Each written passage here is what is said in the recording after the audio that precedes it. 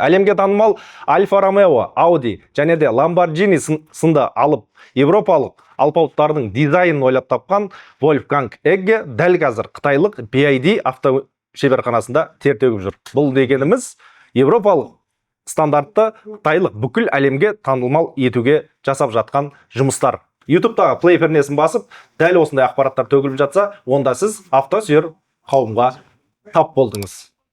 YouTube'дағы екінші шығарылымыз Қонақ Драйв. Біз бүгін эфирдеміз. Kona Q Drive.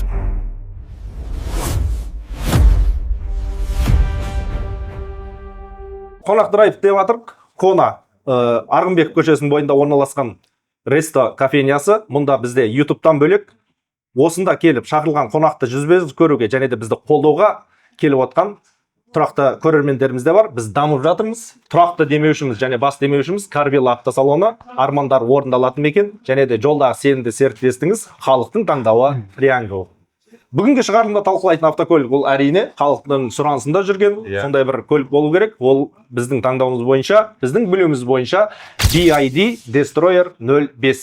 Бүгінгі шығарылымда, яғни BYD Destroyer 05 автокөлігін талқылайтын боламыз. Плюстары, минустары, жақсы жағы, жаман жағы, тар жағы, кең жағы дегендей. Сондай бір сұрақтарға жауап беретін боламыз.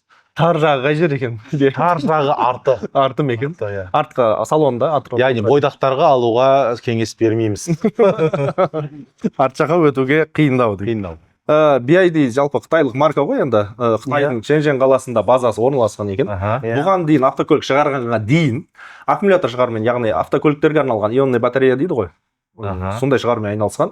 Оның да өзінің себебі бар, және де жасалған жұмыстары орысша айтқанда колоссальный, яғни көрсеткіштері де сұмдық. 2022 жылы осы толық атмосфералық мотордан бас тартып, экологиялық бағыт таңдайды. Бұл деген тек қана осындай гибридті болмаса электрокар шығарумен айналысу деген сөз. Экология зияны жоқ. Экология зияны жоқ, иә. Атмосфералық мотордан бас тартып тұр деп тұр қой енді. Бірақ бірден емес та. Жайлап келе жатыр, электрокары бар. Толық жаңағы электрокарлар бар. Экономичный ғой енді, ол бәрібір тоқпен жүретін болғаннан кейін. Қазіргі таңда экологияға тек бензиннің зияны болады ғой, басқа ешқандай зияны жоқ экология. Қатты болып жатыр ма? Ораза қатты әсер етіп жатыр да, иә. Ол өзінің жемісін берген негізі. Аккумулятор сондай экологиялық бағыт таңдағандарының себебі де 2023 жылы әлемге белгілі Tesla автокөлігінен сан жағынан да шығару жағынан да және де тапқан пайда жағынан да бірінші орынға шыққан BYD екен. Екінші орында Tesla. Бұл деген қырғын еңбек қой, жүптіру еңбек. Яғни басында аккумулятор шығарумен бастаған болсаң, демек ол электрокардың алды болыпты ғой. Енді қытайлық өз нәрсесін дамытқан нәрсе ғой. Алдыңғы шығарында Чанганда айтып па, алдын оружие жаңа қару-жарақ шығарды. Бұлар тек қана осы автокөлікке арналған аккумулятор шығарумен болғаннан кейін алға қарап жүру оңай. Завод болып кеткен дейсің. Енді иә, қазір ірі конгломерат деп айтылады ғой енді қытайлық. Әлемге белгілі. Конгломерат Бразилияда, Турцияда автокөлік шығарып жатыр екен. 2024 жылдан бастап бәріміз естідік қой енді Өзбекстанда BYD автокөлік құрастыру зауытын ашқан екен. Жинап құрастыру да? Құрастырады. Өте қарапайым ғой. Әлемге тартымды және де сұранысқа еге. Кез келген қазақтың арманы деп айтсақ та болады енді. Өйткені алдыңғы бірінші алған образец дейді ғой. Бір машина қарап шығарған бірінші машинасы арғы атасы Corolla болған, Toyota Corolla бірақ. Арғы атасы Corolla болса да, класстастар жаңағы Elantra, Cerato секілді болады ғой енді. Бірақ размер жағынан, жаңа ұзындық жағынан Toyota Camryмен бірдей екен. Ол деген сөз шанақ жаңа кузов ұзарса, машина трассада да қаланың ішінде де жүруге ыңғайлы деген сөз ғой енді. Дөңгелектердің арасы база ұзарады ғой. Мен содан кейін де халықтың таңдауы шығар деп отырмын енді. Бірінші орында қытайлардың автокөліктерінің ішінде Чанган болса, екінші орында осы BYD таңдау болды. Иә, өте танымал машина ғой Қазақстанда. Танымал өте көп. Светофорда тұрсаң, өлді бір 3 BYD тұрады ғой. Именно Destroyer. Кроссовер, Destroyer'ның өзі ма? Destroyer'ның өзі. Неге 05 мен соған қызығып отырмын ше? Оны неге бір емес мен де шамалы ізден қарадым, интернеттен қарадым, ешкім жауабын айтпады. 05 екен. Пайымдауымша, менің мнением деп айтайыншы. Corolla'ны негізгі базаға алды ғой баста. Одан кейін немістің Daimler, яғни Mercedes шығаратын зауыт бар ғой, Daimler деп аталады ғой. Сонымен жасаған жұмыстарының, екеуі бірігіп жасаған жұмыстарының арқасында 1997 ма 98 ба өткен ғасыр ғой енді. Соң жағы. Denso автокөлігін шығарады, BYD, яғни Denso. Сол кезде қойылған аты екен. Енді 04 деген жоқ, 03 деген жоқ. 05-тен бастап. Бірден 05-тен басталып тұр ғой. Или жарты адамдарға арналған ғой. Мүмкін. Банзайсың. Бізге жарамды болатын шығар бәке. Жақсы өте машина. Күшті ме? Соңғы рет қашан көрдіңіз BYD? Күні көргенмін ғой. Күні көрдіңіз ба? Күні көргенмін. Ұнады ма? Жақсы. Сіз күні көргенде ол таксиге мініп сондай қылдыңыз ба или? Жоқ, көшеде көрдім машина. Көшеде көрген. Отырып Отырдым. Көшеде жүремін деп тұрсыз ғой сіз. Жоқ, отырдым. Жалпы көріп жүрмін ғой дегенім ғой енді. бұл таксиді айтып жатқанда себебім бар да, өйткені просто қазір таксист кісілерге өте ыңғайлы болып тұр екен. Иә, себебі 4-5 литр жейді 100 километрде. 100 километрге ма? 100-ге 4. Енді мотор 1.5 плюс гибридтік несі бар, жаңа электро аккумуляторы бар. Ол еще бөлек зарядтасаң болады екен. Иә. Или анау өз зарядтайды. Иә, зарядталып береді. Бірақ енді анау зарядкаға қойып зарядтаған сияқты қатты ток бермейді ғой, мотор бәрібір генератор слава. Самозарядка да бар. Самозарядка да бар да. Бас аяғы 1.5 болатын болса, электрический трансмиссия болатын болса, жаңа коробка. Мен әжептәуір рөл ойнайтын шығар деп отыр. Жалпы запас хода дейді ғой, 1200 километрге дейін барады екен. Өздер осы бүгінгі шығарылымда қонағымыз бар. Біздің кезекті қонағымыз, яғни бізде қонақ драйв атымызға мән беретін болсаңыздар, әр шығарылымда бір қонақ, яғни елге танымал, елдің аузында жүрген, машинаға, автокөлікке қатысы бар, көлік сүйер және халықтың сұранысында жүрген автокөліктер таңдап талқылап жатырмыз ғой. Иә. Тура сондай біздің қонағымызда халықтың сұранысы бойынша халық сүйер, бір туған, бөлек туған ағамыз, әнші, қоғам қайраткері, Қазақстанға еңбек сіңірген деп айтайықшы енді. Иә. Әнші, орындаушы Қайрат Тонтеков ағамыз. Ассалаумағалейкум. Қайырге қош келдіңіз. Қош келдіңіз. Кішігірім. Тәте, қош келдіңіз. Тәте болғанда. Әдемі ғой мынау. Сенен Балон ба? 7 жасында екен ғой бұл кісі. Бұл біздің демеушілеріміздің бірі триангл сауда белгісінде баллондар. Ана көріңіз, жұмсақ. Жұмсақ екен да, антистресс ұстап отыр, мен жаңа берсе шымшыда. Балон жақсы болды. Керемет. Қайырге қош келдіңіз біздің студияға. Қош көрдік, иә. Өте қуаныштымыз біздің ұсынысымызға. Жоқ демей, жігіттер қолдайын сендерді деп, інілерім деп кеп тұрғансыз. Өте қуаныштымыз Қайырге. Қалайсыз Қайырге? Шүкір, Амансыз. жүріп жатырмыз. Мына бір не бар ғой, қазір қайдасыз деген. Ей! Осы жерде отырмын ғой десеңші. Әнші Қайрат үйде қандай дегенде сұрақтар бар. Қайрат студиямыз қалай? Керемет екен. Шоуымыздың аты. Қонақ драйв, иә. Бұл енді менің ойымша қона, ресторан, мейрамхана. Иә. Q деген қонақ деген сөз. Енді драйв. Автокөлікке қатысы. Бірақ Q дегенді біз арнайы қойғанбыз негізі. Қайрат дегенді білдірдік. Қайрат деген.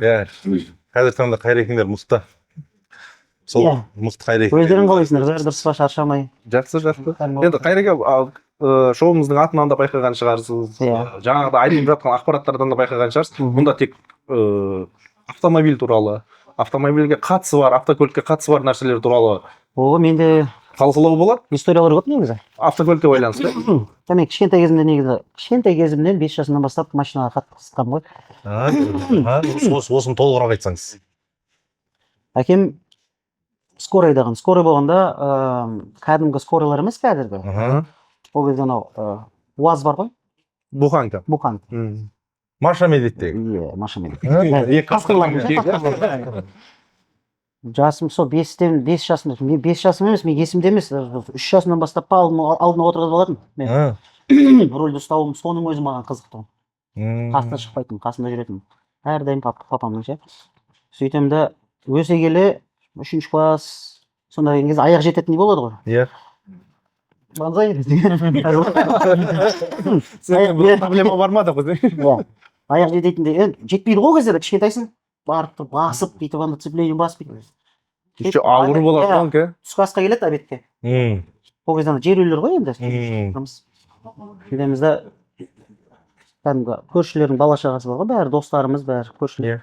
солардың бәрі тозылып мінгізіп аламын кәдімгі Маша Медведь ана жерде бәрі ішіне итке дейін бар десек айдап шығып кетеді. скорый ма белгісі бар иә белгісі бар соны бала шағаның бәрін көршілердің мінгізіп алады көршілерді мінгізіп аламын да анау жолға шықпа дейді тастан шықпа дейді ол кезде тас жол ғой брусчатка бірдеңе сол жермен бір айналып сөйтіп соның өзі маған бір қатты ләззат алып келетін ше иә соның өзіне мен бір кәдімгі қазіргі бір не айдаған сияқты болатын едім ғой сол кезде Майбах. жоқ геленваген айдаған сияқты сондай сезім да соншалықты қызыққаным енді білмеймін мен ол ондай адамдар бар негізінде кішкентай кезімде бірақ мен айтып отырмын ғой мен көзім қалай ашылды солай машинаға қызыққанмын бұғанкіде жалпы рульде жаңағы ауыр ғой ол иә педальдары трансмиссиясы бәрі ауыр ғой соны айдап 5 жасыңызда айдадыңыз ба иә 5 жасым емес 7 жас деп айтайыншы анау не Мадагаскар деген мультфильм көргенсіз ба сонда 4 пингвин бар ғой машина айдап қашатын біреуі газды басып отырады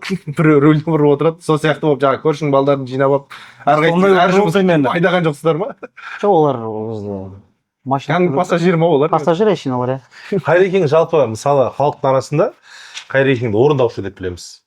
Исполнитель, әнші, яғни актер. Бірінші актер. Қайреке асығыссыз Қайрекең. Екінші аты Шумахер. Екінші аты Шумахер, иә. Өйткені Марат Шумахер. Марат Шумахер деген атпен елге де танымал болған біз. Сіз жаңа айтып отырсыз ғой 5 жасында жаңа әкемнің машина айдағанына қызығып сол айдадым деп. Енді сіз сол Шумахер, Марат Шумахер болып жүрген кезіңізде біз де жас едік. Бірақ енді 5 жаста емес едік, ес біліп қалған. Сол кезде 99-ды айдап 25 теңгедегі кинодағы. Иә. Сол 2008-де түсірілді. Иә. 2008-де иә. Сол 99 жалпы өзіңіздікі ме сол 99? Жоқ. Білмеймін, өздері тапты, ол кезде сұрапты. Ол кезде ондай ойда жоқ қой. Сұрап алдыңдар, не істедіңдер деген сияқты. Әйтеуір табылды сол машина, сөйтіп. Ондай резко түсіріліп кетті да. Кейстер ше андай. Болады ғой бір. Ойбай, давай. Читкада болған жоқ, не де болған жоқ ше. Уже ойдан енді читканы бір оқып аласың ғой, бірақтан сонымен басында бірақ кірамадым мен рөлге. Бірінші кадр болды, бірінші сцена болған кезде мен кәдімгі кірамаймын ғой. Рөлге ше. Сөйтем да, деп кейінен үйреніп кеттім. Сонымен енді 99 ол машина қазір мысалы ол машинаны айдадым. Өзіңіз айдадыңыз? Өзім айдадым. Негізінде мынау жаңағы қуалағанда біздің арқамыздан қуалады. Қыз алып қашасыз. Қыз алып қашқан кезде негізінде өзім айдадым ол жерде мен. Өзіңіз айдадыңыз ба? Өзім айдадым. Каскадер арасында бір нелер бар ғой, резкий повороттар. Сондай жерлерде енді кішігірім каскадердің көмегі. Жоқ, негізі, иә, мен негізі айдай бердім. Негізі айдай алатыныңыз ғой, иә? Иә, 99 ол кездер мынау ойбой Жетісай жақта кәдімгідей анау дисктерін қойып, виді бөлек еді. Оның моторы не мотор еді? Өзінің моторы емес қой явно. Өзінің моторы ғой. 99 ваз.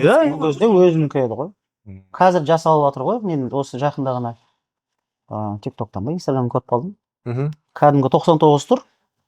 Кәдімгі 99. Ішіне кірсең кәдімгі бір полный жаңағыдай Мерстің несін қойып қойған ғой. Панелін, торпедаларын нелерін бәрін ауыстырып. Автомат, бәрі ше. Ол жақта автомат деген понятие жоқ қой ол. Ладада, мысалы да. Өзі автоматтан қорқатын еді ол zaman. Сол машина айдап айдап жүрдік та, сонымен ол машина жоқ болып кетті. Кейіннен бір естісем, ол бірінші Жетісайға сатылған екен. Жетісайда жүріп, сол номермен қойшы әлі. Сонымен жүріп ол Арысқа кетіп қалған ол машина. Қазіргі таңда, қазіргі таңда Арыста ол машинаны сол баяғыдан 25 теңге номерден де таниды ғой. Сол 25 теңге деп выставкаға шығарады екен оны. Бір естігенім. Сол нөмірмен, сол машина сол нөмірмен, иә, мысалы қазірде бар. Площадьтарға бір праздниктер болады ғой.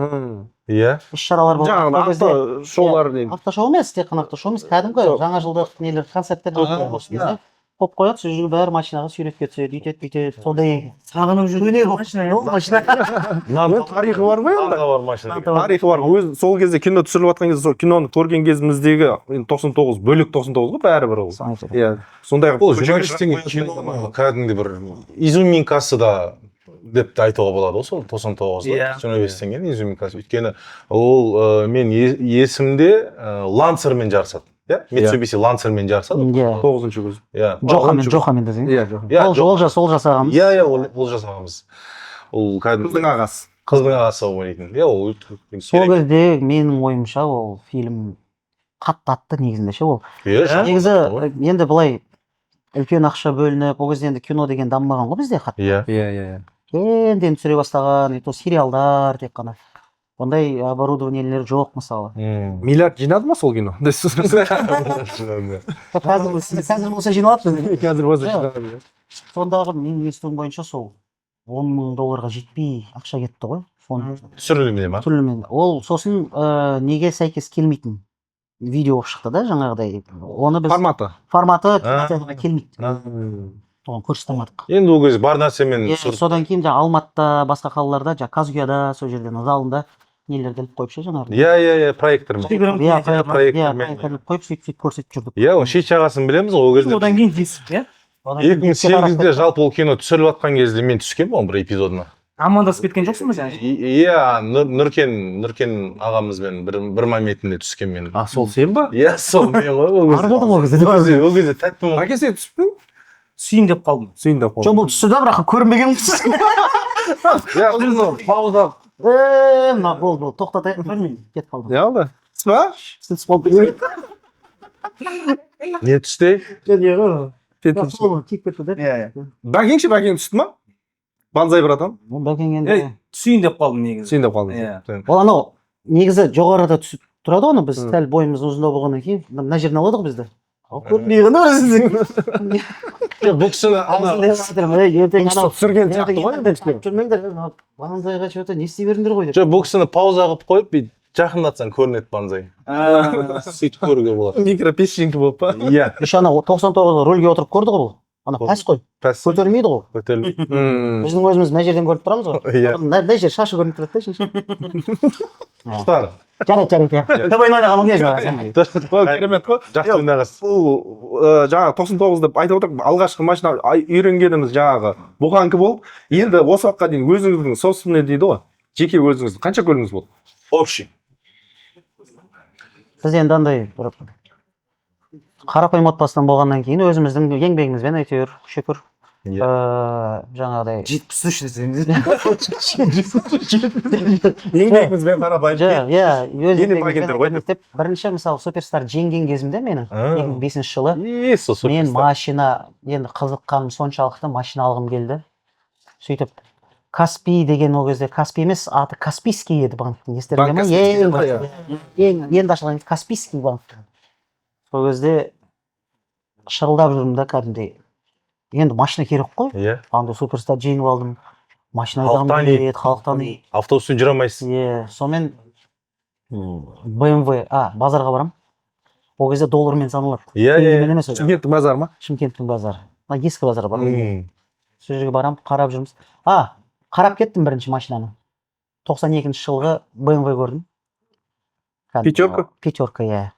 Бірақ широкоморный емес. 2.5. Сол кезде білмеймін енді бір қызықтым ба, бірдеңке де.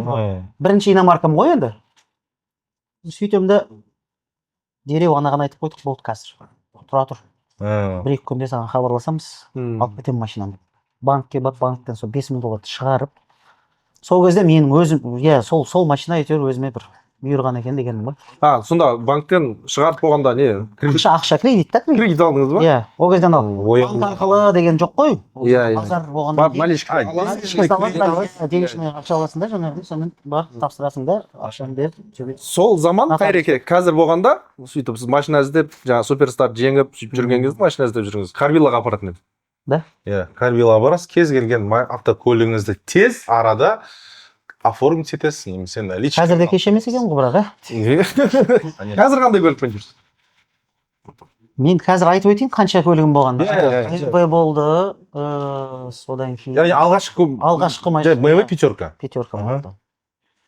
Содан кейін тағы да BMW болды, бірақтан кәдімгі пятерка емес, пятерканың жаңалауы бар ғой. 39-шы көлік. Капля. Капля емес. Дельфин дейді. Дельфин емес, дельфиннен кейінгісі. Ол 2000 Е алып па? Самурай дейді ғой. Сондай, иә, Самурай. сондай. Тоже ана спортивный сияқты түрі. Мана фаралары Иә. көзге ұқсайды ана самурай. Оны айдап жүрдім да, енді ол кезде бүйтіп қарамайсың ғой машинаға. Қуатып ұра бересің. Анау, оказывается, несі подок слабый екен оның. Ағырлап кетті Жүрәз кейін. ма бірден? Ақырды құрып кетті кейін ше. Енді BMW-ні жамандап жатқан жоқпын, BMW-нің нелері Ол кезде біздің жолдарда өзі сондай нәрсе еді ғой. тесік бірдеңе шұңқыр еді. Иә. Деп түсіп кете береді. Иә, сол машина болды. Содан кейін Camry 40. 3/5 сол кезде самый фуловый болды. Камри қарасы. Мен көргем сізді бір. Иә. Көшеде көріп қалам. 3/5. 3/5. Иә. Ой, Ол Camry кезде икән. Ауырдыңыз, полный. болған кәдімгідей. Әжептәуір ауырды. Коробкасы қызбайтын ба? Қылбайтын. 3/5, білмеймін, европеец еді ғой еще. Мощный. Сонымен Екі жүрдім. BMW-дан кейін Toyota. Toyota болды. Toyotадан кейін сөйтіп жүрдім да. Шымкентке көшіп келіп, 2012-де ма, 2013-те көшіп келдім да, содан кейін мен негізі Поршқа қызығатынмын өзім. Кайенге ше. Бірақ енді ескісін енді өздерің біледі, проблемасы ойбай, ой, жетеді ғана. Жаман жейді ғой. Соны алдым 2005 жылғысын. Поршта. Порш, ағын. Cayenne. Үйде 2 машина болды. Бір емес 2 машина болды бірден. Жаңа Toyota Camryдан кейін ба? Камридан кейін 206 мен жаңағы не болды ғой, Кайен. Екеуі де проблема. Ау? Бірден алдыңыз. Бірден 2 машина бірден болды үйде.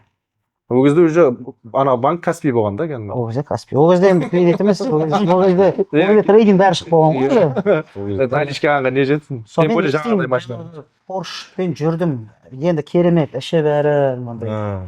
Енді премиум класс. Иә, қоңыр цвет, ана салоны күшті вообще. Бірақ бір проблемасы жаңағы цилиндр бір. 4-ші ме 5-ші цилиндрі шаршайды екен оны. Тоқтап қала береді ғой. Пырт, оны салып неғып жібердім машинаны. Ремонтқа тыққан ем, ремонтта 3 ай моторды ол. Әлін жөндейміз. Сервис жоқ. Сервис жоқ. Ол кезде сервисті жөнді не емес қой енді. Даммаған. Әйтеуір иә. Сонымен 200-мен жүрдім. 200-мен жүремін да. Ол 2008 жылғы еді. Ол енді жаңа десе болады ғой енді в принципе сол кездерде емес. 14-ші жылдары, 15-ші жылдары.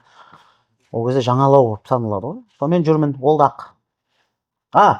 Оның негізі мен BMW-ға дейін, BMW не үшін мен BMW-мен ауыстырдым, жаңағы Highlander болды менде. Highlander-мен жүре беруім керек еді да негізінде ше.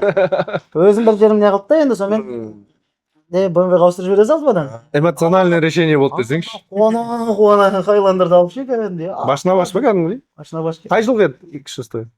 2008. 8. Highlander-ыңыз қай жыл? Highlander 9.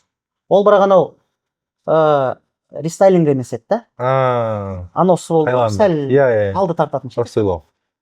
Несі бар анау? Порогы ма? Порогы бар. Тығып қала бердің ше. Сөйтіп сонымен жаңағы неге 200-ға ауыстырамын. Сөйтіп жаңағы анау машина ремонтта. Ол шықпайды. Шықса да патыр артынан қара түтін кәдімгі шығып. Сонымен оны тас не істедім. Сөйтіп ол тұрды. Сөйтіп 200-мен жүрмін. Күн білесіңдер Шымкентте ыстай. Кәдімгі. 45-50 градусқа дейін барады. Жазда. Иә. Жолда кетіп баратасың да. Постоянно машина өшіп қала береді ғой. Өзі автоматически өшіп қалады. Кәдімгідей скоростьпен келе жатқан кезде. Ыстықтан иә. Ана су қайнайын деп жатқан кезде өзі автоматически өшіп тастайды. Сөйтіп тоқтаймын. Сәл отырамын, суытпаймын. Сәл отырамын да қайттан отырамын, сөйтіп қайттан жүремін. Қайттан сәл жүргенде қайттан неғып қалады. Сондай проблемасы болды. Айтып отырмын ғой, BMW мінетіндер, неғылмаңдар. Негізі жаңа машина міну керек екен бір сөзбен айтқанда. Негізі. Хорошая машина, новая машина. Сөйтіп жүріп, ол екеуіне шаршадым. Шаршағаным соншалықты енді шашты ағарып, кәдімгі жөндей беріп, анаяққа апарасың, моторын ашады, шашады, үйтеді, короче. Еще Кайенде кондерім болмаған ғой менің, ана бесік кеткен ішінде ше жаңағы моторчиге. Оны Алматыдан заказ беріп, оны қойдырып. Ол уже проблема таза. Иә, сөйтіп соны енді сөмен жүремін деп ойлаймын ғой енді. Кондер істеп тұр, бірақ жаңағы несі кетеді жаңағы. Компрессор емес жаңағы несі ше, артынан түтін шығып бірдеңе болып, артпай бірдеңе. Цилиндр ма? Цилиндр. Сонымен бытшыт болады, короче. Бір сөз айтқан екі машина қинайды ғой. Жаман шаршады. Қолым маймайды, бетім маймайды. Сөйтіп не керек? Сөйтіп шара-бара саласыз ба? Жоқ. Шара-бара. Ол кезде шара-бара емес. Ескінің адамы еді бұл кісі. Toyota центр бар, Темірланскийде, қазір Hyundai центрінің қасында, орнында қазір не ғой. Toyota ең бірінші Құрылыстағы. Иә. Сол жерге барамыз, сол жерге барсақ трейдинг бар екен. Енді ана машина, екі машинаны күлкілі бағаға не қылдық, оценить етті ғой. Енді енді олар да біліп тұр ғой енді қандай машиналар Қайрат Түнтеков мінгеннен кейін алған шығар ол кісілер сол бағаға. Ол біз апарғанда алмайды еді, ол X6-ті де. жоқ, негізі төмендетіп жіберді. Қазір енді Жер көріп тастады ма? жер көріп тастады. Қазірде енді ұрадық ондай машиналарды, бірақ сол кезде тапсырдық. Сөйттім де машиналар қарап жатырмын ғой ана жерде. С пробегом дегендер. Прадо тұр екен. 150. 150 аққа. 2013-14 жылы ма, 13 жылы ма сондай. Қара кәдімгі. 2.7 свежий кәдімгі жаңа. Қанша километр? 68 мың километр Жүрген. Еще бір ата тастап кеткен ғой. Анда аталар білесің ғой андай. Асықпай дейді ғой. Қарайды ғой Қарап. Бір ата не қылған екен, сонымен сол бұйырды. Соны трейдингге тапсырдым да қалғанын ол кезде енді табыс деген көзі ойбай мықты емес. Оны да кредитке өткіздім. Қалған кредит не істеп жүрдім. Сөйтіп сол удачный шықты ғой машина. сол машина удачный жүрдік, сосын пандемия басталып кетті. Өкіметте жұмыс істемеймін ғой. Пенсионка жұмыс істемейді, айлық жоқ. Сәл қиналып қалған кездер болды, сонымен оны деп Сатып жібердіңіз. бір кәдімгі ана жылқы асырайтын жігіттер келді. Бізде 55 бар, біз тауға шығуымыз керек еді. Түсірді бағаны беріп жібердім. 55 тап қалдыңыз ба? 55 алып қалдым, Оларға 55 еще қосып берді олар. 55-пен жүрдім. 55 енді, мынау Прадомен 55 енді базар жоқ машина екен.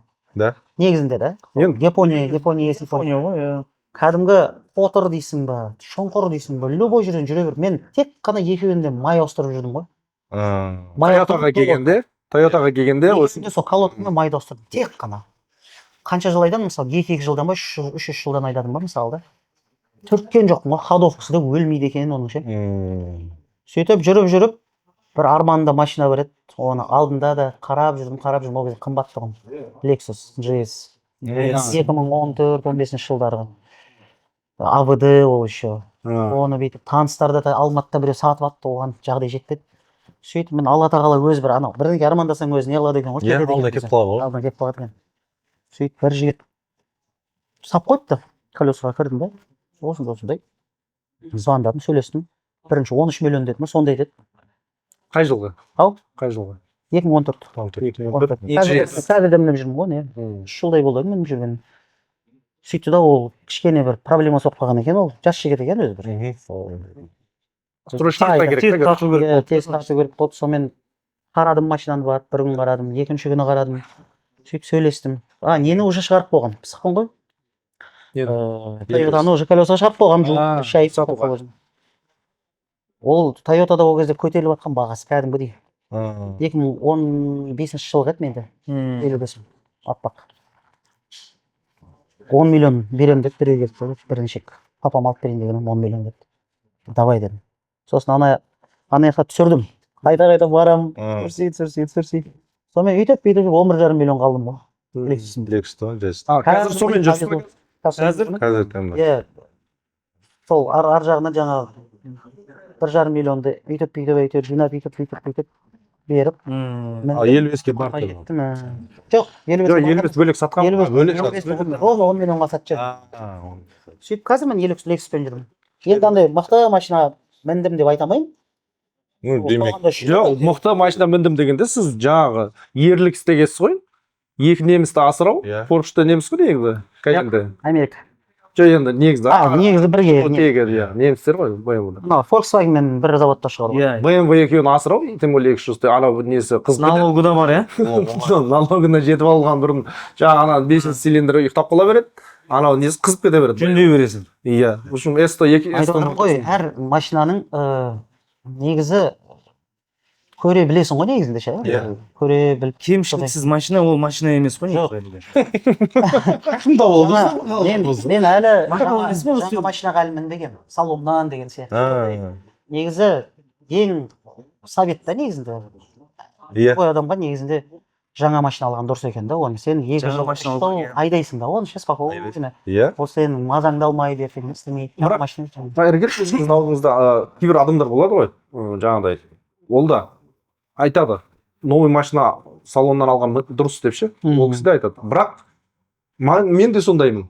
Сондай ұнайды. Бар машинаның бір жері бұзылса, соны зерттеп, мысалға, неге форумдарға кіріп, отзывтарын оқып, соны барып жөндетіп. Мен ондайдан қатты шаршап қалдым ше. Жөндете беріп ше. Бірақ баян түсіндіріп тастайды. Ол жаңағы Ондай нәрсе, ошын ұнайды деп айта алмайсыз, бірақ шаршағансыз сондайдан. Содан кейін жаңа машина міну керек деп жатсыз. Иә, жөндетіп. Әрине, қазір мысалы Lexus мен 3 жылдай болды ма? Бұда да мен ештеңкесін ауыстырған жоқпын, не істеген жоқпын. Әрине, иә, детейлингке кіргізу керек. Сырты бәрі шаршаған енді. иә. Сөздің ашығы. Объем қанша? Бірақ 3-5 мың. Пуловый ғой. GS 350. Пуловый менікі, иә. Спорт режим бәрі бар ішінде.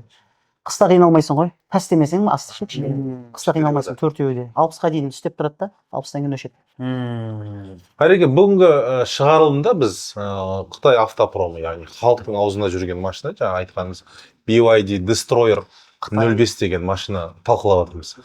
Хабарыңыз бар ма? Не ма? Новый Седаны ғой кәдімгі. Седан. Destroyer гибрид седан, иә. Қазір негізі көп комфорт плюс шақыратын болсаң, мысалы сол келеді ғой. Таксиде, иә? Таксиде. Негізі көп адам мақтап жатыр. BYD-дің именно сол жаңа Destroyer соны мақтап жатыр көбісі. Білмеймін неге екенін, ол мүмкін жаңағыдай экономный жағынан да, мүмкін жаңа прочность жағынан да, Барлық жағынан бар екен. барлық жағынан да дұрыс шығар деп ойлаймын, енді өзім мінбегеннен кейін. Бірақ ішіне отырып көрдім, жаңа пассажир болып, не болып жаңағыдай. Ұнады, как пассажир болсаңыз да, иә, жұмыс. Бүйтсек осы, біз Банза екеуміз, яғни біздің демеушіміз Carvilla автосалонына барып, именно сол BYD Destroyer 05 автокөлігіне шолу жасағанбыз кішігірім. Сөзіңіз аузыңызда Қайреке, соны бір көрейік, арғы сұхбатты жалғастырамыз. Бір көріп, Керемет. Назар экранға аударайық.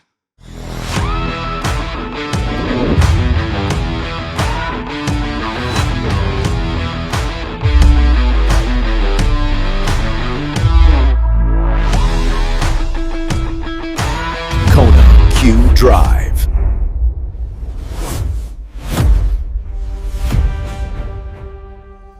Ассалаумағалейкум, құрметті Қонақ драйв көрермендері. Екінші шығарылым, әдеттегідей біздің демеушіміз Carvilla автосалонындамыз. Бүгінгі талқыланатын автокөлігіміз BYD Destroyer 05. Кеттік. Фаралары толық диод. Мынандай сызықтары шли көп емес па? Өте көп никелді сызықтар. Әдеттегідей 90-60-90 фигураға өте тар автокөлік. Қаланың ішінде мүмкін бір жерден бір жерге кіріп шығуға, барып қайтуға болатын шығар. Сол себептен қаланың ішінде бірақ таптырмас көлік. 100-ге 4,5-5 жейді. Гибрид, яғни бұда қуаттағыш, жалпы гибрид сияқты механизм емес. Бұда тоқты өз алдына зарядтайсың, бензинді өз алдына құясың. Панелінің материалы өте қуантарлықты. Себебі қолға ұстағанға наушіп дейді. Қолға ұстағанға өте керемет, ыңғайлы. Алдыңғы Қытайдың осындай кластағы машиналарының качествосынан әлде қайда жоғары деп айтуға болады. Олардікі анау крашенный болып бір түрлі болып тұрады, кілтің бірдеңге тиіп кетсе сырылып көрініп қалады. Ал мынау именно сондай нәрсені болдырмау үшін істелінген сияқты. Бұл машинадағы барлық нәрсеге жауап беретін, яғни мозг деп айтуға болады. 12-де 8 дюймді дисплей, яғни айналмалы бұл үшін. Бұның өзінің бір приколы бар, я, кереметі бар. Ішінде барлық нәрсесі осының ішінде. Керемет. Щиток приборымыз, яғни саймандар панелін деп айтады. Бұл 8-де 8 дюймді. Өте керемет, ыңғайлы, барлық нәрсесі бар. Жалпы напичканный деген тема бар ғой, купи-продайларда ше. Напичканная машина, братан. Багажнигіне келетін болсақ, багажнигі өте кең көріп тұрсыздар. Банзай спокойно жатыр. Қасында бір шифонер, екі телевизор сияқты кәдімгідей. 450 литрге арналған багажник. Банс тұршқан. Ечем, жақсы шықтадың ба? Астын ашып көретін болсақ, бұл жерде баллоны, ключтердің заттары, және де бисмилля, наған жоламайық. Бір жеріне бірден кесіп қойып, түсініксіз нәрсе ол. иә түсініксіз нәрсе керек емес.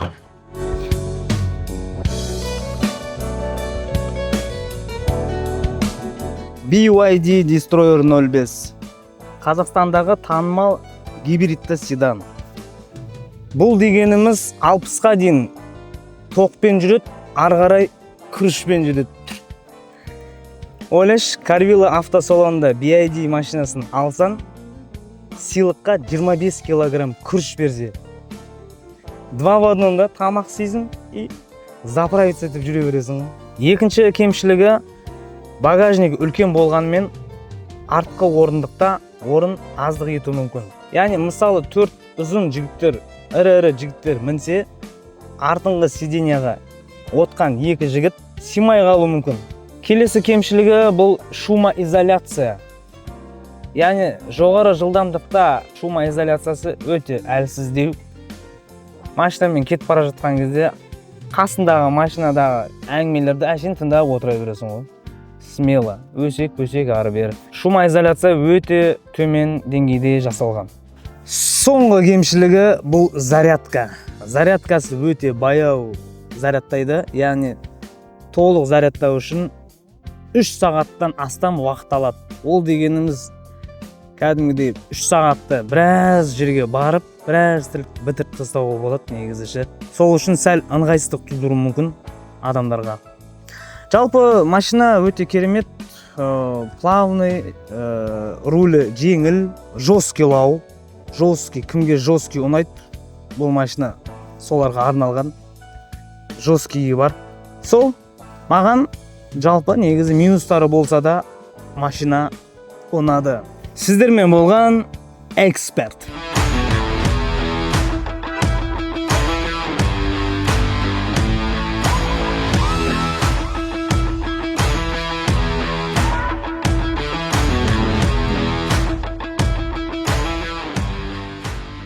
Kona Q Drive.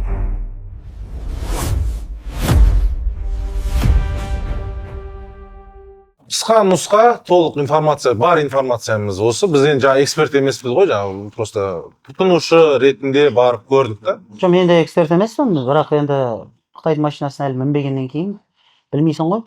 Бірақ жаңа ішкі дүниесін қарағаннан кейін экономист жағынан, жаңағыдай прочность жағынан бәрін байқап бір қуанып отырмын негізінде. Жақсы баға қоя аласыз. Жақсы баға қоямын деп ойлаймын. Өз мінгімде келмейді әлі. Біздегі Бар ма жақын жерде десең? Қайреге именно Carvilla автосалонында, бұл басқа автосалондар бар ғой, енді ол жақта 8 миллион 500 мың, 8 миллион 700 мың, 9 миллионға да сатылатындар бар.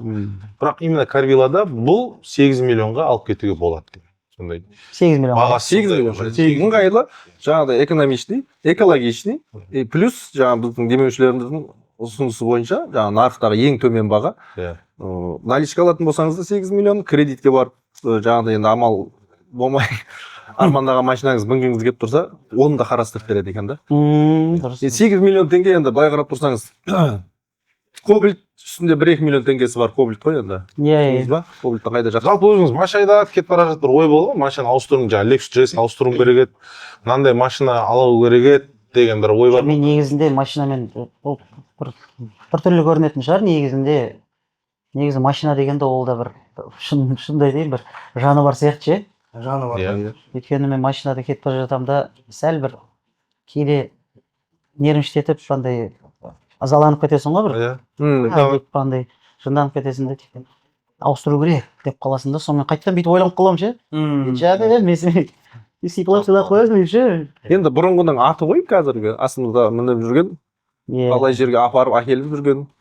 Қайреге жамандай берсең сол бұзылған келеді. Ренжиді ол. Қайреге жақын содан кейін болады. Жақында Қайреге сіз иә есікті ашсаңызшы. Қайреге жақында Қызық Тайм шоуында «У меня 0» әнін өте жоғары деңгейде орындап шықтыңыз. Сіз мен үшін легендасыз негізі. Бәріміз үшін легенда бұл. Яғни сен қуанып отырсың ғой қазір Қайреге қасында отқаны. Маған қатты ұнады, мен 100 рет көрдім оны. Баяғыда Суперстар KZ-ге қатысқандағы бұл кісі дауыс берген сізге. Иә, SMS арқылы. Иә, соны бір 3 теңгені беріп қойсаңызшы, бәле Жеңіп кеткен шығарсыз, кім біледі, соңғы дауысым ше. соны кішкентай дауысым. Финалисті Алишер Алишер Каримов. Ол Ол кісі де мықты негізі. Сізге де дауыс берген ойлашы қасында ол бойы ұзын білесің бе? Ой, Сен қасында тұрсаң қалай болады? сіз де кішкене болып қаласыз. Мына жерден келесің ғой. Сіздің негізі сахнаңыз Иә. негізі Конский фестивальда ау. Конский емес. Может, Канский фестиваль? Кинофестиваль. Ат жарысқа жіберіп ғой. Неге? Ұзын құлақтан естігеніміз ғой енді. 25 теңге кинофильмнің екіншісі шығайын деп жатыр дейді. Яғни съемкасы Шығайын деп жатқан жоқ әлі, иә. иә сондай болып жатыр дейді. ойда бар ғой, Иә, осы Ол Құдай қаласа апрель айында иә. бастаймыз түсіруді. уже түсірілімге келіп жатыр. Түсірімге бар. Керемет. 2 айдан кейін бұйырса Сіз барсыз ба? болып жатыр. Мен енді бірінші частында енді Шумахер ойнадық қой енді. Иә. Ташкент Мен- болып мен- мен ойымша. Сол состав, иә. Керемет. Мен қайтадан Шумахер ойнаймын. Үшеуіңіз Нұркен, Иманқұл, Кереген. Шапағат Орынбаев. Шапағат Орынбаев. Сіз, бол. Енді Ералаш түсу керек еді, бірақ білмеймін, бір жағдайлар болып қалды өзінде бір сондай. Жоқ, Ерлаш қоспай қояды. Қоспай қояды, Ерлаш. Ерлаш қоспай қояды. Үшеуді мақсатар. Сен қазір бетсей, кім деп? Сол состав деймін, не болды ғой? Сол состав қой. Иә, сол. Енді үшеуміз жаңағы главный рөлдеріміз ғой енді. Басты рөлде Басты рөлде. баяғы сол 25 теңге бірдегі состав. Состав, иә, мен Шумахерімді ойнаймын.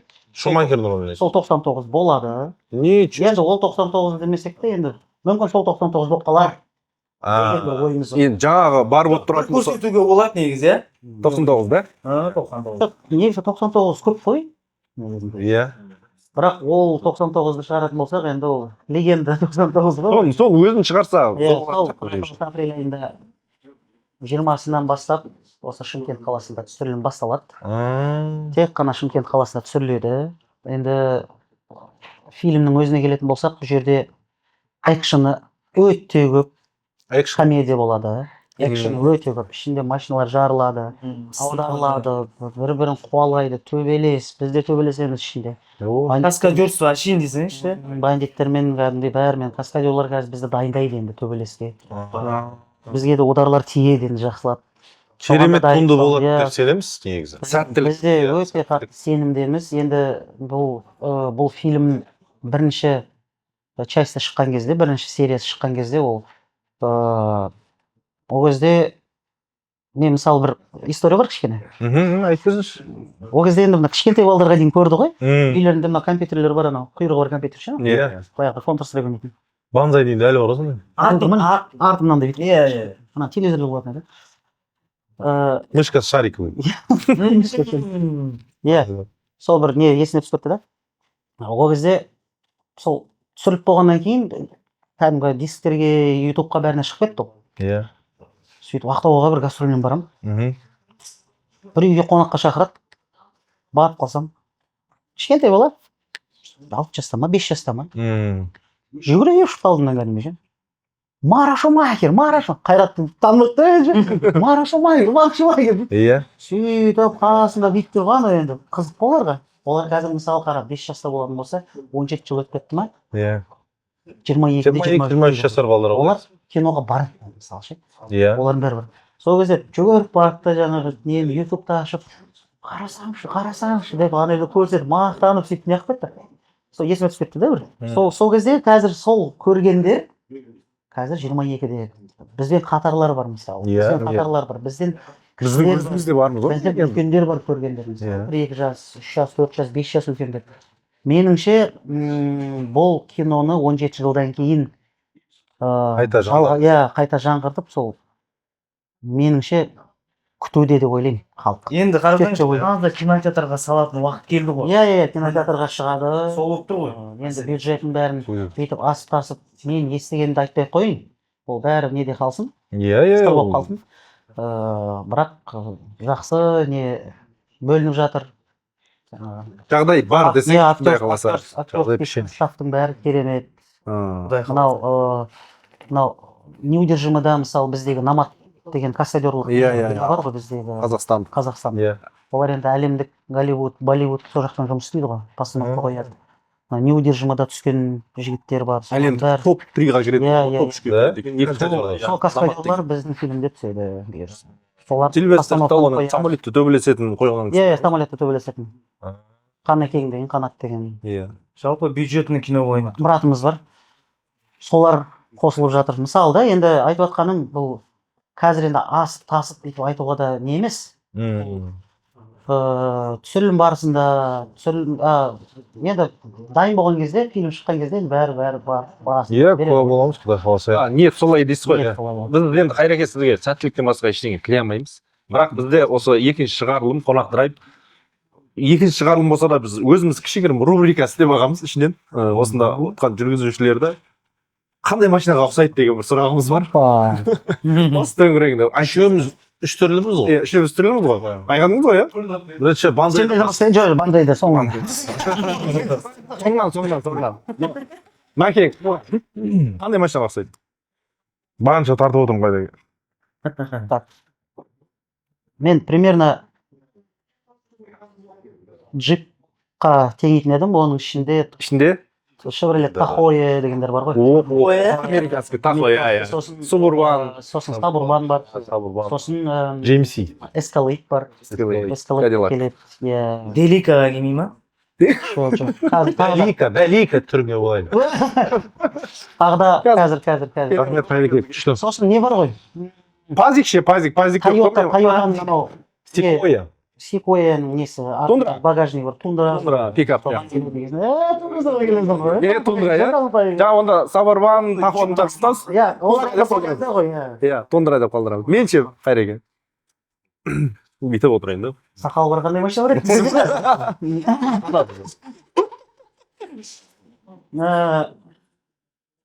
Енді сен толық емессің, сен более несің.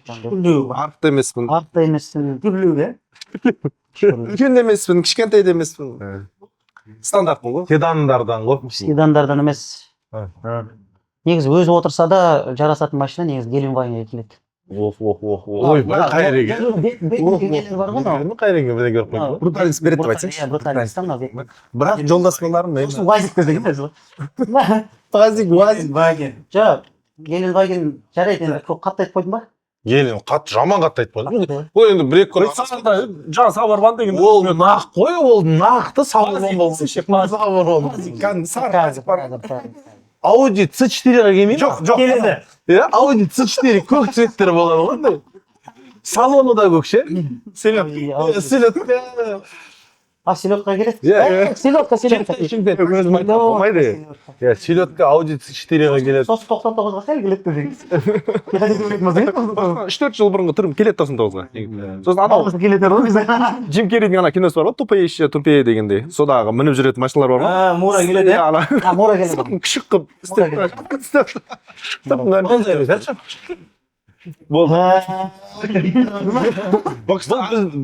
кісіде ғалыми атақтары бар негізі. Қандай? Матизолог деген. Матизолог. Сол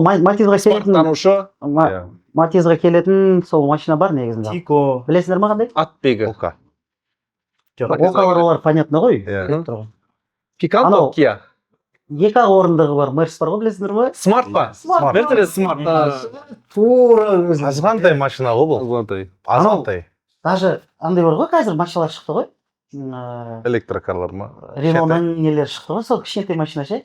Типа Бір адам бюджетный экономный варианттар. Бір адам ол сенің басқа ешкім ойламайды. Ойлашы, соған келесің. Болады. Осы проекттің арқасында құдай қаласа үлкен керемет бір машина алады Панзай. Енді бұның бәрі әзіл ғой негізінде, иә. Жоқ, шын қабылдап жазып отыр. Акиматқа барып өткізейін деп отыр. Соңғы апарып тіркейміз ертең бұның бәрін. Иә, жаңағы мысалы Дестройдың өзі де кішкене үлкендеу болып қалады да.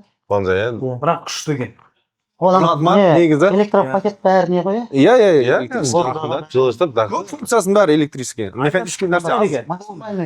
ана заводтағыдай көтерілсе сен оған да не жетпейді. Сыртындағы Тағы анау рахаттанады ғой. тағы көп болып тағы да астыңа тағы бір тақтай тастап па? мен өзімде деп өздігім. Жаңағы хит болып кетті ғой енді, хит әндеріңіз көп қой. Сіз анау французша әндеріңіз бар ғой? Орындаған. Кезінде орындаған. Мен французша білесіз ба негізі? жоқ. Мен негізі Сіз французша білетін ойлап французша сұрақтар дайындап келген ғой негізі. мен негізі мынау слухпен ғой менікі. Слухпен нотаға түсіп, тыңдап орын не болғаннан кейін қалай не профессионал да енді. Банзайдың өтініші бар еді, өзі айтуға ұялып отыр Қайреке. Бұл жаңа айтты да, қазір Қайрекен келген кезде өтініш у меня 0-да 7 мәрте айтады екен дейді. 7 мәрте деді, 8 мәрте деді. 7 рет. 7 рет айтады екен. Мен бірге да негізі. Қормен бірге 7 мәрте айтады екен дейді да. Сол қордың арасында мен болғанда ол вообще қатты тебереді, ол өлең деп отыр да. Сол 6 мәрте мен айтайыншы, Қайрекең 7-шісін өзі жалғастырсыншы, өтініш айтайықшы деді же кәдімгі. өзіме айтасың. У меня ноль. Айтса бар. Менде бар, у меня ноль. Менде бар сенен қалған бой. Әр есімнің алдында порой. Ты моя королева. Ай, король. Негізі Гештальт жабылды ма? ноль деген негізінде бұл ән негізінде хит болып кетеді деген бір ойда болған жоқ. Бардым, қызық премияға бардым, түстім, әнімді айтып кеттім. Негізі мен не болып шықтым, қандай секретный әнші болып шықтым ғой. Құпия қонақ деп шақырды ғой. Иә, құпия қонақ болып шықтым. Сонымен кейіннен 31-не көрсетті ғой. 31-не көрсетті. Сөйтем де біріне оянам, дайрект ашпасам. Қырғын болып отыр ғой. Ой, страшно болды ол ән. Сондай ана не дейді өзі, күтпеген нәрсе болады екен ғой өзі ше. Версия форточкадан ғой. Ол бақыт ғой өзі ше, өзімен өзі бітті да тарап кетті кәдімгі. Аранжировкасы полный өзгерген, иә? Иә, Оригинал басқаша да негізі. енді бір айтарым, Оригинал тыңдасаң. осы 26-шы жыл 0 болмай-ақ қойық, бәріміз мол болайық. Ондай болайық да. Кішкене 1% болса да. Жоқ. Бұл қазір футболсын қояды, зарядке қояды ка футболсын қояды. BID сияқты ғой бұл кісіде. Өлмейді да бірақ. 100% болып жейік бәріміз. 0 болмай-ақ. Қайреке қазір Lexus мініп жүрсіз. Бір кісідей өзіңізде олай өміріңізде басыңыздан өткен екен, 5 жасыңыздан бастап көлік айдап қызыққан екенсіз. Кез келген көлік айдаушыға бір автокөлігіне байланысты бір сыйлық берсең, қойды ароматизатор болмаса жаңағы іліп қояды ғой. Кішігім бір 5 теңге тұрады бір деңге болса да бір сыйлық берсең, қатты қуанады да негізі. Енді біздің қонақ драйвтың атынан да және де біздің демеушілеріміздің бірі Triangle компаниясынан сізге бір сыйлығымыз болсын. Lexus'ыңызға тағып алыңыз. Triangle компаниясының артынан сізге осындай 4 автокөлік баллоны. Летний. Зимнийіңіз бар шығар қазір? Зимнийім бар. Зимний жүру. Летний болса? Өзімде летний алғым келіп жүрді. Қалғаны киіп аласыз. Летнийден шаршап қалған еді. Осын білген демеушіміз Triangle автошина магазин атынан сіздерге рахмет. Осындай керемет сәт деп айтайын. Оның үстіне мынау жаңағы машиналардың бәрін санадық қой. Қанша машина болды, неше машина болды. Енді мен Lexus алғаннан кейін Lexus'ты тоқтадым өзім үшін негізінде. Lexus ұнады. Өзімнің, мен мысалы оның 570 болса да, 600 болса да, Lexus'ке мінгенді өзім жөн көріп отырмын. Күшті ғой негізі. Бірақ егерде жағдай болып, жаңа машина дедік қой, жағдай болып не істеп жатса, мен өзім Mercedes'ке қызығамын. Mercedes'ің ішінде GL-ға қызығамын. GL бар ғой, GL. Қатты қызығамын соған. Жаңасы болса мен мінетін едім соған. Бірақ S-классы ұнайды. Ол S-класс енді өзің айдамауға, ол артындағы дегендей. Анау жолға трассаға шыққан кезде сиренен жатып қойып алдын қайтарып, телевизорды қосып, ол ондай функцияны мықтысы да бар. Ол үлкен телевизормен шығарған BMW шығарып отыр ғой, сендер BMW-дан бір көрмейсіздер. BMW-дан шақшалам. Бізде 4 баллон деп атап қой, 5-ші баллонда бар еді, бәкеңді қосып алып кетесіз. Бұл кісі запаска болып тұрады. Багажникте ма? Заехать-ка бір заехать. Ораласыз ба? Таблетка ғой бұл кісі, таблетка. Шыға. Қойыңдар банзайға не істей бермеңдер. Қайреке, сіздің өзім қорғаймын десең. Қайреке, сіздің жанкүйерлеріңіз, сіздің сүйіп әндеріңізді тыңдаймыз. Кез келген жерден кинодан шығып жатсаңыз да, сахнадан шығып жатсаңыз да, концерт беріп жатсаңыз да, бірінші болып қолдайтын азаматтардың бірі ретіндеміз. Бұл қонақ драйв. Бұнда қонаққа шақырамыз, машинаны обсуждать етеміз, талқылаймыз кеңінен. Керемет. Эфиріміз соңына тамам болды. Осымен Құдай қаласа, тек қана жолда жүргенде аман болыңыз. Құдай жол кесірінен сақтасын. Еліңіз аман, жұртымыз тыныш болсын. 4 баллон тағып алыңыз. Аумин. Енді сендерге де үлкен рахмет. Сендерге рахмет. Мынау екінші түсірілім, екінші бөлім деп па, қалай өзі? Екінші шығарылым. Екінші шығарылым болып жатыр ғой. Қонақ драйв маған қатты ұнады. Бұл жерде біле білсеңіздер ашық әңгімелесесің да. Бұл жерде бүйтіп қандай жаңағыдай қайда жүрсіз деген сұрақтар жоқ. Шығармашылық туралы жоқ, өмір туралы жоқ бұл жерде, иә. Қана автокөлік. Кім мысалы өзімнің әріптестерім машина қатты ұнайтын машинаға қызығатын, Құдай қаласа қонаққа келіңіздер, өкінбейсіздер, оның үстіне шиналып кетесіздер десең. Сондықтан сіздерге рахмет, бауырларым. Иә, Айреке, сізге рахмет. Істерің алға баса берсін. Құдай қаласа үлкен биік шыңдардан көріне беріңдер, бәріміз көріне берейік. Құдай қаласа көрермендерге айтарым, қонақ драйвты әрдайым YouTube арнасынан көріп тұрыңыздар. Ой, рахмет, керемет.